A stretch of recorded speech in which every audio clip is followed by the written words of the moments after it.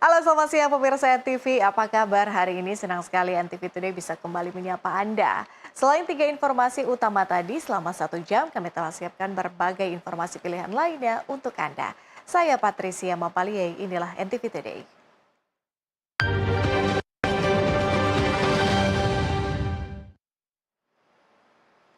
Kita ikuti informasi pertama pemirsa, 1 hari setelah kecelakaan maut di Tol Cikampek KM 58, 2 korban luka berangsur membaik. Polisi pun telah memeriksa 7 orang atau 7 saksi dari kecelakaan itu. Menyusul tragedi kecelakaan maut di kilometer 58 Tol Jakarta Cikampek yang terjadi Senin kemarin, Kapolri Jenderal Polisi Listio Sigit Prabowo akan mengevaluasi pengaturan lalu lintas di jalan tol. Namun Kapolri kembali mengingatkan kepada para pemudik untuk lebih berhati-hati saat di perjalanan.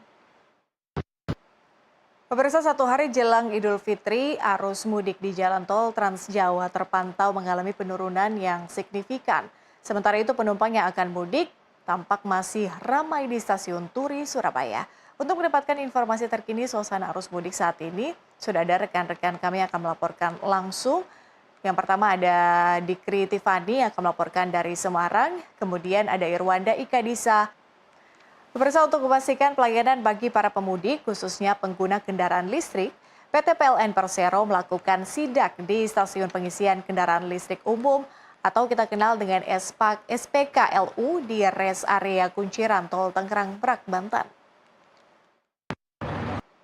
Sementara itu PLN memastikan pasokan listrik nasional aman sepanjang libur Lebaran. PLN bersiaga memastikan keandalan sistem kelistrikan, personel hingga infrastruktur pendukung.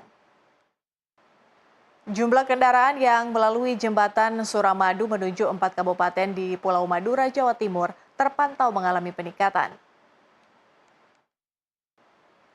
Pemirsa, jamaah An-Natsir di Kabupaten Goa, Sulawesi Selatan sudah melaksanakan Lebaran Idul Fitri hari ini Selasa 9 April 2024.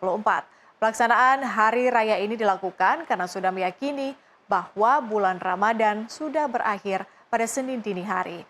Hal ini sesuai dengan pengamatan mereka dengan melihat tanda-tanda alam dan perputaran bulan. Presiden Joko Widodo dan Wakil Presiden Ma'ruf Amin telah terkonfirmasi akan melaksanakan sholat Idul Fitri 1445 Hijriah di Masjid Istiqlal, Jakarta Pusat.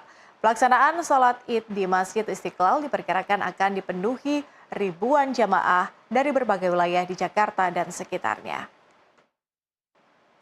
Wali Kota Solo Gibran Raka Buming Raka yang juga merupakan cawapres terpilih akan menggelar open house pada Rabu 10 April 2024. Ini merupakan open house terakhir sebagai Wali Kota Solo. Pemirsa, sejak kemarin sejumlah daerah sudah melaksanakan sholat Id. Sementara itu Mahkamah Agung Arab Saudi telah menetapkan Idul Fitri 1445 Hijriah pada tanggal 10 April 2024. Pemerintah Indonesia sendiri baru akan melaksanakan sidang isbat hari ini untuk menentukan Hari Raya Idul Fitri. Untuk membahas kapan Hari Raya Idul Fitri di Indonesia, saat ini sudah terhubung bersama dengan kami ada Profesor Thomas Jamaludin, peneliti ahli utama Pusat Riset Antariksa BRIN. Prof, terima kasih.